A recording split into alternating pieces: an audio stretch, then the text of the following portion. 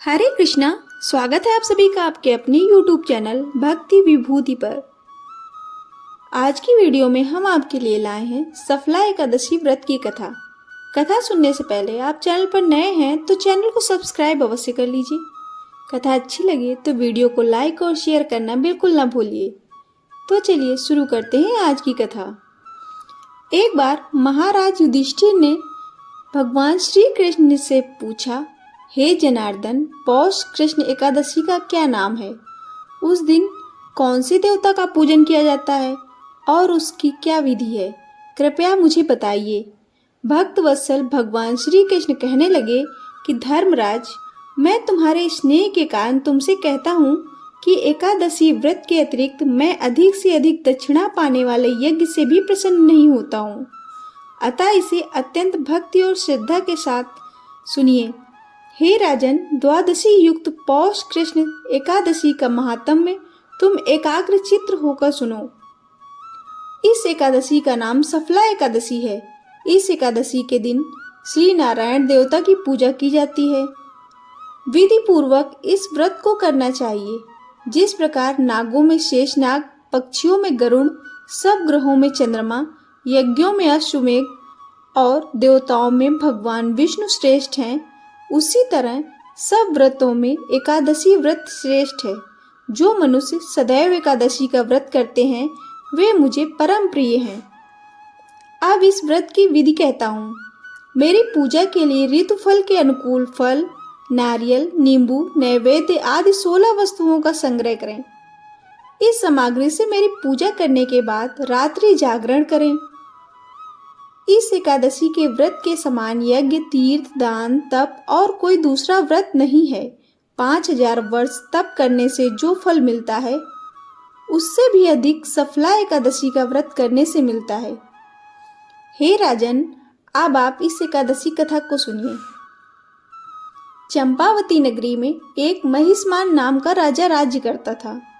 उसके 4 पुत्र थे। उन सब में लुम्पक नाम वाला बड़ा पुत्र महापापी था।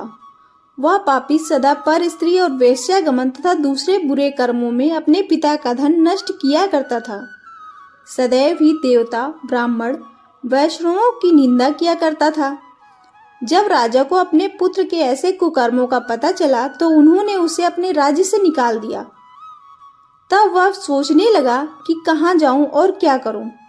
अंत में उसने चोरी करने का निश्चय किया। एक दिन वह वन में रहता और रात्रि को वह अपने पिता की नगरी में चोरी करता तथा प्रजा को तंग करने और उन्हें मारने का कुकर्म करता। कुछ समय पश्चात सारी नगरी भयभीत हो गई। वह वन में रहकर पशु पक्षियों को मारकर खाने लगा। नागरिक और अन्य राज्य के कर्मचारी उसे पकड़ लेते किंतु राजा के भय से छोड़ देते। वन में एक अत्यंत प्राचीन विशाल पीपल का वृक्ष था। लोग उसकी भगवान के समान पूजा करते थे। उसी वृक्ष के नीचे वह महापापी लुम्पक रहा करता था। इस वन को लोग देवताओं की क्रीड़ा स्थली मानते थे। कुछ समय पश्चात पौष कृष्ण की दशमी के दिन वह वस्त्रहीन होने के कारण शीत के चलते सारी रात सो नहीं सका। उसके हाथ पैर अकड़ गए। सूर्योदय होते होते वह मूर्छित हो गया। दूसरे दिन एकादशी को मध्याह्न के समय सूर्य की गर्मी से उसकी मूर्छा दूर हुई। गिरता पड़ता वह भोजन की तलाश में निकला। पशुओं को मारने में वह असमर्थ था, अतः पेड़ों के नीचे गिरे हुए फल उठाकर वापस उसी पीपल के वृक्ष के नीचे आ गया। उस समय तक भगवान सूर्य अस्त हो चुके थे। वृक्ष के नीचे फल रखकर कहने लगा, हे भगवान, अब आप ही इनका अर्पण कीजिए। आप ही तृप्त हो जाइए। उस रात्रि को दुख के कारण रात्रि को उसे नींद भी नहीं आई। उसके इस उपवास और जागरण से भगवान अत्यंत प्रसन्न हो गए और उसके सारे पाप नष्ट हो गए। दूसरे दिन प्रातः एक अति सुंदर घोड़ा अनेक सुंदर वस्तुओं से सजा हुआ उसके सामने आकर खड़ा हो गया।